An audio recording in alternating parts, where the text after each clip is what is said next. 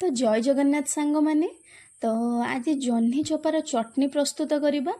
आज्ञा हाँ, आपण मैंने तो जह्नी खाई चोपा को फोपाड़ी देउछंती, तो केबे भाबिछंती एई चोपार ही एते सुंदर रेसिपीटे प्रस्तुत होई परिबो। तो चलंतु रेसिपीटी प्रस्तुत करिबा। प्रथमे जह्नी चोपा को भलो करी धोई नेबा। देन चटनी पाई जहाँ भी सब इंग्रेडिएंट्स दरकार ता हेउछु सेथिरे 3 रु 4 कुआ रसुण, 2टी कंचा लंका, टिके डाली, पियाज, कला जीरा, बादाम, गोटा जीरा, तेंतुली, भृसंग पत्र।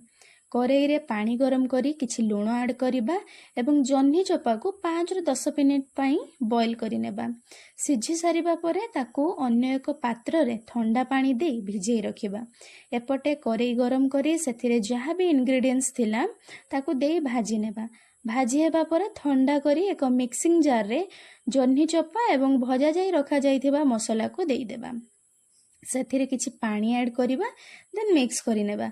विश्वास करिबेनी सेतिकिरे सेतिरु एते सुंदर गोटे बास्ना बाहरुथिला। आहा हा हा।